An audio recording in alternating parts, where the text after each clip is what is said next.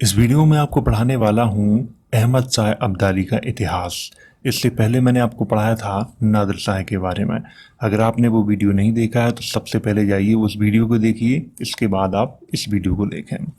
और नादिर शाह वाली वीडियो की लिंक आपको या तो डिस्क्रिप्शन बॉक्स में मिल जाएगी, अगर डिस्क्रिप्शन बॉक्स में ना मिले तो इस वीडियो के अंत में वो वीडियो आपको ज़रूर मिल जाएगा, तो उसे आप ज़रूर देखिएगा। अगर आप लोग छात्र हैं और नोट्स बनाना चाहते हैं तो डिस्क्रिप्शन बॉक्स में वेबसाइट की लिंक दी गई है, तो वहां से जाके बना सकते हैं। तो चलिए इस वीडियो की शुरुआत करते हैं और पढ़ते हैं अहमद शाह अब्दाली का इतिहास। तो वीडियो की शुरुआत यहां से करेंगे, अहमद शाह अब्दाली का इतिहास। अहमद शाह अब्दाली को अहमद शाह दुर्रानी के नाम से भी जाना जाता है। कुछ इतिहासकारों ने अहमद शाह अब्दाली नाम लिखा हुआ है, तो कुछ इतिहासकारों ने अहमद शाह दुर्रानी नाम लिखा हुआ है। अहमद शाह अब्दाली का जन्म 1722 ईस्वी में अफगानिस्तान के हेरात में हुआ था। अहमद शाह अब्दाली का मूल नाम अली कुली था, जो नादिर शाह का सेनापति था। इसीलिए मैं कह रहा था कि आप नादिर शाह वाला वीडियो देख लीजिए, वो बहुत महत्वपूर्ण है। उसमें मैंने नादिर शाह के पूरे इतिहास को पढ़ाया हुआ है। तो नादिर शाह का सेनापति कौन था? अहमद शाह अब्दाली। कुछ इतिहासकारों ने सिपह सालार भी लिखा हुआ है, कुछ इतिहासकारों ने सरदार भी लिखा हुआ है, कुछ इतिहासकारों ने सेनापति भी लिखा हुआ है। ये आपको यहाँ पे ध्यान रखना है।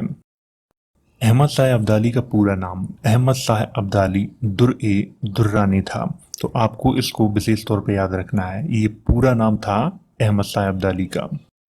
अहमद शाह अब्दाली को दुर्रानी की उपाधि राज्य अभिषेक के समय साबिर शाह सूफी ने दी थी।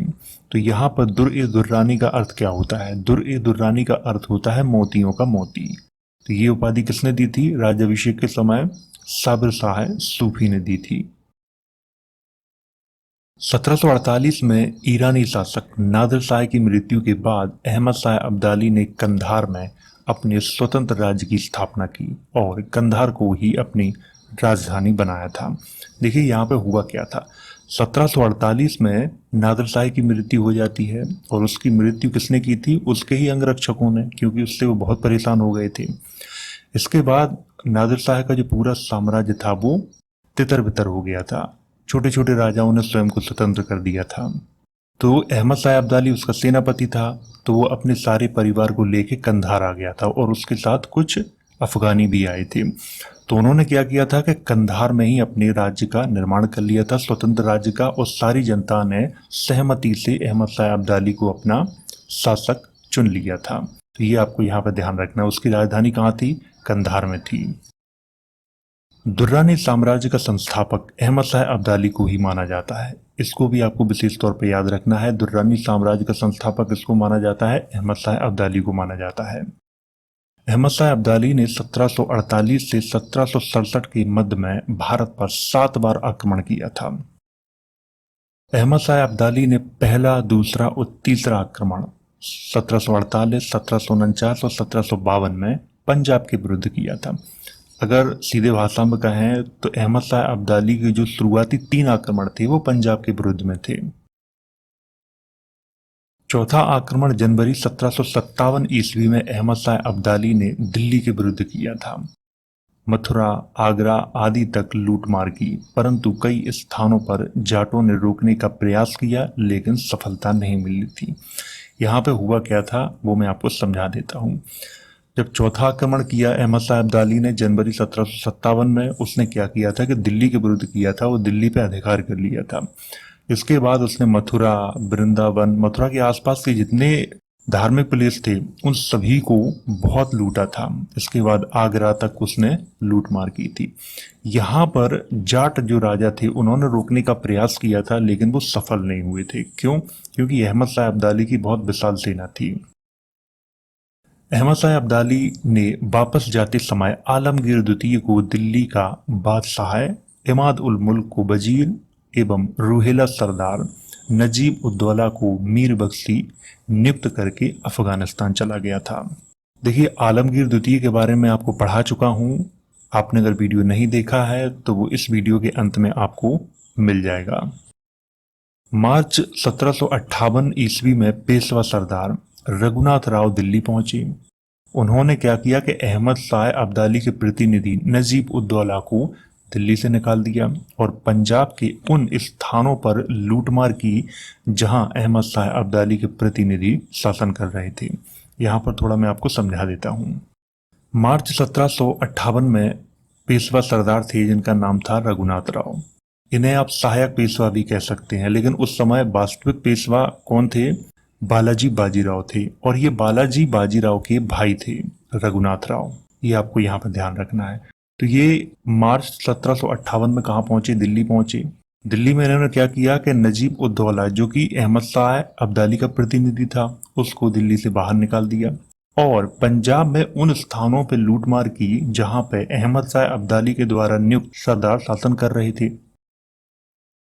और इसी का बदला लेने के लिए अहमद शाह अब्दाली ने क्या किया था कि भारत पर 5वां आक्रमण किया था और इसके परिणाम में पानीपत का तृतीय युद्ध हुआ था जो 14 जनवरी 1761 को हुआ था, जिसमें मराठों की या कहें पेशवाओं की बुरी तरह हार हुई थी। तो चलिए मैं आपको यहाँ पर थोड़ा समझा देता हूँ।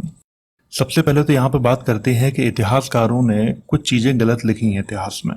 ये आपको यहाँ पर ध्यान रखना है। हम सभी ने पढ़ा है कि पानीपत का जो तृतीय युद्ध था वो किसके मध्य में हुआ था? मराठों और अहमद शाह अब्दाली के मध्य में हुआ था, लेकिन ये बिल्कुल गलत है। ये युद्ध हुआ था अहमद शाह अब्दाली और पेशवाओं के मध्य में हुआ था। पेशवा कौन थे? पेशवा मराठा छत्रपति के प्रधानमंत्री थे। 1750 में एक संधि हुई थी जिसे संगोला संधि के नाम से जाना जाता है, और ये संधि किस किस के मध्य में हुई थी? राजाराम द्वितीय के मध्य में हुई थी और पेशवा बालाजी बाजीराव के मध्य में हुई थी। इस संधि के अनुसार क्या हुआ था कि जो वास्तविक प्रधान है मराठा साम्राज्य का वो किसको माना गया था? बालाजी बाजीराव को माना गया था, और छत्रपति जो थे राजाराम द्वितीय उन्हें केवल नाम मात्र का मराठा साम्राज्य का प्रधान माना गया था। सारी शक्तियां किसके पास थी? पेशवाओं के पास थी।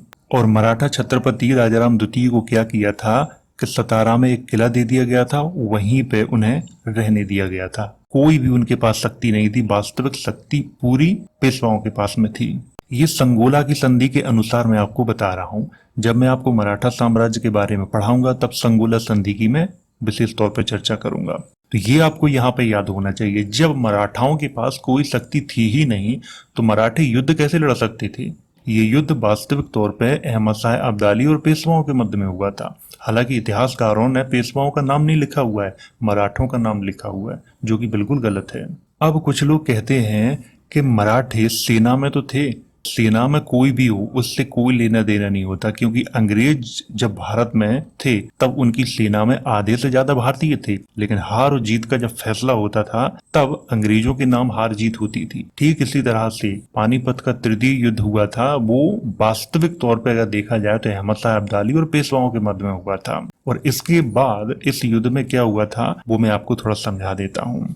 एक तरफ अहमद शाह अब्दाली की सेना थी और दूसरी तरफ पेशवा बालाजी बाजीराव थे और इब्राहिम खान जो तोपखाने का मालिक था। जाट, राजपूत और सिख जो थे उन्होंने इस युद्ध में भाग नहीं लिया था, यानी कि पेशवाओं का साथ ही नहीं दिया था। इंदौर के मल्हार राव होलकर वो तो पानीपत का मैदान छोड़ के ही भाग गए थे। पेशवाओं की इस युद्ध में बुरी तरह हार हुई और इसी युद्ध का धक्का किसको लग गया था? पेशवा बालाजी बाजीराव को, और उनकी मृत्यु 1761 में ही हो गई थी। ये आपको यहाँ पर ध्यान रखना है। हालांकि पानीपत युद्ध की मैं चर्चा जब आपको मैं पेशवाओं के बारे में पढ़ाऊंगा तब करूंगा बहुत ही डिटेल के साथ। अभी तो यहाँ मैं आपको एक बेसिक जानकारी दे रहा हूँ। तो उम्मीद है अब आपको ये समझ में आ गया होगा। अहमद शाह अब्दाली ने 20 मार्च 1761 को दिल्ली छोड़ने से पहले शाह आलम द्वितीय को बादशाह, इमाद उल मुल्क को वजीर और नजीब उद्दौला को मीर बख्शी के पद पर नियुक्त करके चला गया था। देखिए 14 जनवरी 1761 को पानीपत का तृतीय युद्ध हुआ था। इसमें किसकी विजय हुई थी? अहमद शाह अब्दाली की विजय हुई थी। इसके बाद 20 मार्च 1761 को उसने दिल्ली छोड़ दी थी, लेकिन दिल्ली छोड़ने से पहले क्या किया था अहमद शाह अब्दाली ने कि शाह आलम द्वितीय को बादशाह बना दिया था दिल्ली का, इमाद उल मुल्क को वजीर बना दिया था और नजीब उद्दौला को मीर बख्शी के पद पे नियुक्त किया था। अहमद शाह अब्दाली ने 6वां आक्रमण किया था, वो किया था मार्च 1763 में किया था। और अहमद शाह अब्दाली के द्वारा 7वां आक्रमण, जिसे अंतिम आक्रमण भी कहा जाता है, वो 1767 में किया गया था। अहमद शाह अब्दाली को आधुनिक अफगानिस्तान का निर्माता भी माना जाता है। ये आपको यहाँ पर विशेष तौर पे याद रखना है। हम यहाँ पे आक्रमणकारी मानते हैं, लेकिन अफगानी लोग अफगानिस्तान का निर्माता मानते हैं किसको? अहमद शाह अब्दाली को। आज भी अफगानी लोग अहमद शाह अब्दाली को बाबा ए कौम या फादर ऑफ नेशन यानी कि राष्ट्रपिता मानते हैं। किसको? अहमद शाह अब्दाली को। अहमद शाह अब्दाली की मृत्यु 1772 में मारूफ अफगानिस्तान में हुई थी और अहमद शाह अब्दाली का मकबरा अफगानिस्तान के कंधार में है। ये आपको यहाँ पर ध्यान रखना है, कंधार में उसका मकबरा है। तो ये तो था अहमद शाह अब्दाली का इतिहास, और जो परीक्षा की दृष्टि से महत्वपूर्ण था वो मैंने इस वीडियो में आपको पढ़ाया है। अगर आपको लगता है कि कोई चीज़ छूट गई है तो आप मुझे कमेंट करके बता सकते हो, तो मैं उसे वेबसाइट पे अपडेट कर दूंगा। और पानीपत के तीसरे युद्ध के बारे में मैं आगे आने वाली वीडियो में आपको बहुत ही डिटेल से जानकारी दूंगा। यहाँ तो मैं एक बेसिक चर्चा कर रहा था। तो अगर वीडियो अच्छा लगा हो तो इसे लाइक करें, शेयर करें।